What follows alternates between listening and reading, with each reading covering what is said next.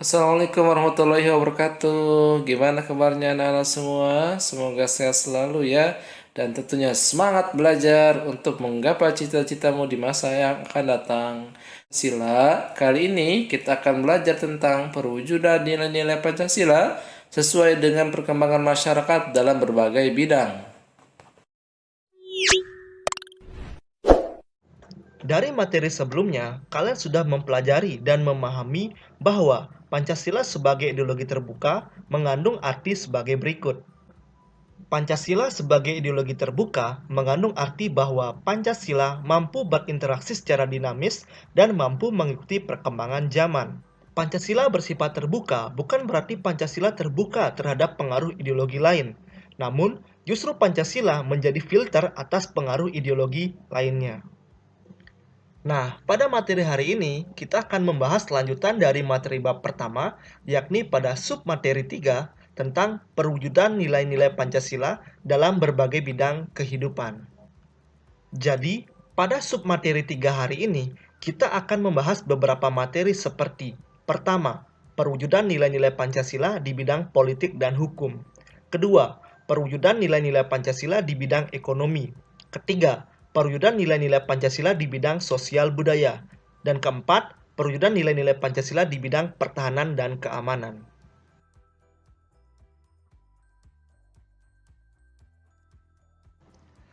Perwujudan nilai-nilai Pancasila dapat kita bagi ke dalam 4 bidang.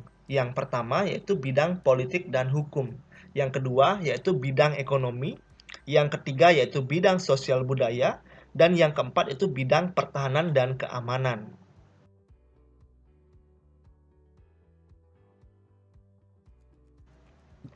Yang pertama, kita akan membahas tentang perwujudan nilai-nilai Pancasila di bidang politik dan hukum.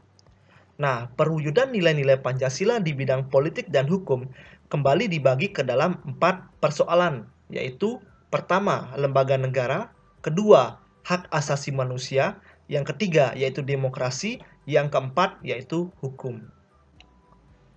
Persoalan lembaga negara. Membangun sistem pemerintahan yang sesuai dengan perkembangan zaman merupakan salah satu syarat untuk menjadikan Indonesia sebagai negara yang modern.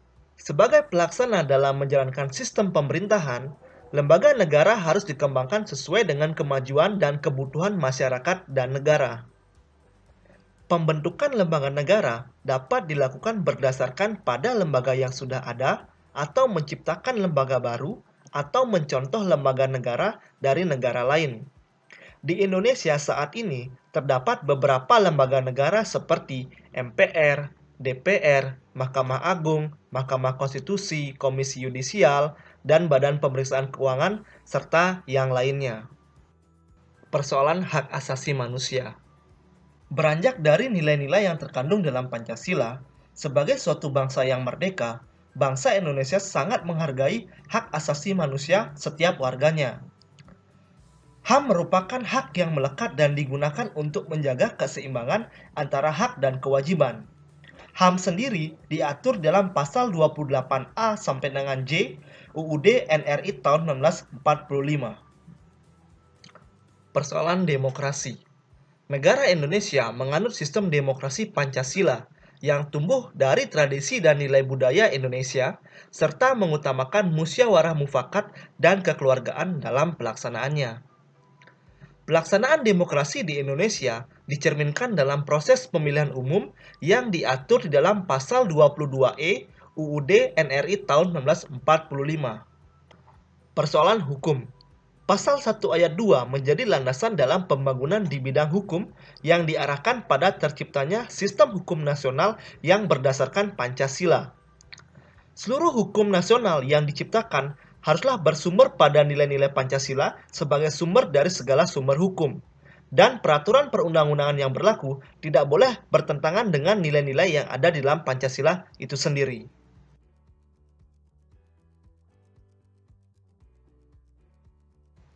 Selanjutnya kita akan membahas perwujudan nilai-nilai Pancasila di bidang ekonomi.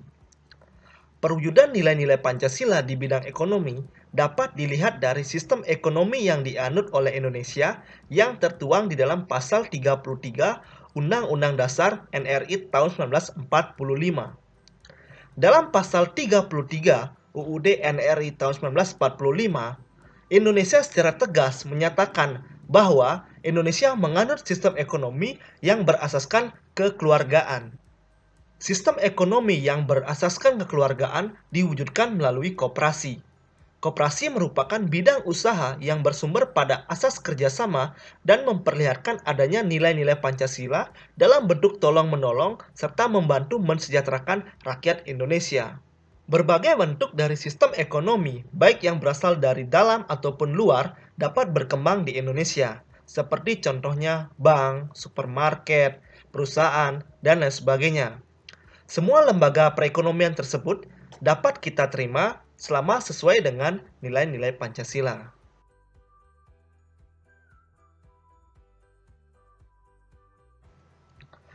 Selanjutnya kita akan membahas perwujudan nilai-nilai Pancasila di bidang sosial budaya. Perwujudan nilai-nilai Pancasila pada bidang sosial budaya dapat dilihat dalam kebudayaan masyarakat Indonesia yang dituangkan pada pasal 32 ayat 1 UUD NRI tahun 1945. Dalam pasal tersebut dinyatakan bahwa negara memajukan kebudayaan nasional di tengah peradaban dunia dengan menjamin kebebasan masyarakat dalam memelihara dan mengembangkan nilai-nilai budayanya.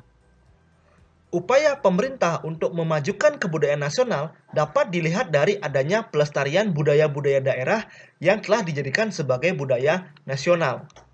Selain itu, penerapan nilai-nilai Pancasila di bidang sosial budaya terwujud dalam beberapa tindakan, yaitu sebagai berikut.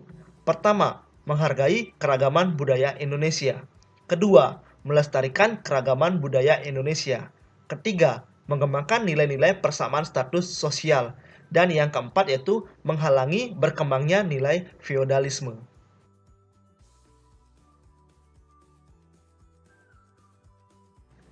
Perwujudan nilai-nilai Pancasila di bidang pertahanan dan keamanan. Perwujudan nilai-nilai Pancasila di bidang pertahanan dan keamanan secara tegas dinyatakan di dalam pasal 27 ayat 3 UUD NRI tahun 1945. Adapun bunyi dari pasal tersebut yaitu setiap warga negara berhak dan wajib untuk ikut serta dalam upaya pembelaan negara, yang mana upaya pembelaan negara ini merupakan hal yang wajib untuk dilaksanakan oleh seluruh warga negara tanpa terkecuali. Selain itu, dalam pasal 30 ayat 1 juga diatur tentang usaha pertahanan dan keamanan negara, yang secara umum menjelaskan bahwa tiap-tiap warga negara berhak dan wajib untuk ikut serta dalam usaha pertahanan dan keamanan negara. Usaha pertahanan dan keamanan tersebut dilaksanakan melalui Sistem Pertahanan dan Keamanan Rakyat Semesta atau Sisham Kamrata. Berdasarkan pasal 9 ayat 2 Undang-Undang Nomor 3 Tahun 2002, adapun bentuk partisipasi rakyat dalam pembelaan negara dapat dilakukan dengan cara: pertama, belajar pendidikan kewarganegaraan. Kedua, mengikuti pelatihan dasar militer. Ketiga, pengabdian sebagai anggota TNI. Dan keempat, pengabdian sesuai dengan profesi.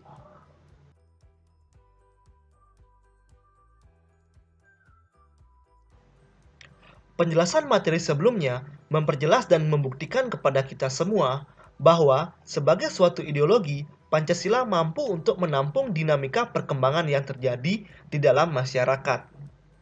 Sebagai warga negara Indonesia, terdapat suatu tanggung jawab untuk kita semua dalam menjaga dan mempertahankan Pancasila sebagai ideologi bangsa kita. Selain itu, sebagai generasi penerus bangsa, upaya untuk mempertahankan Pancasila tidak hanya dengan memahaminya saja, tetapi yang paling utama adalah dengan menghayati dan mengamalkan nilai-nilai Pancasila dalam kehidupan sehari-hari. Sampai di sini dulu ya video hari ini. Sampai bertemu di video selanjutnya dengan materi yang berbeda. Jangan lupa belajar dan terima kasih.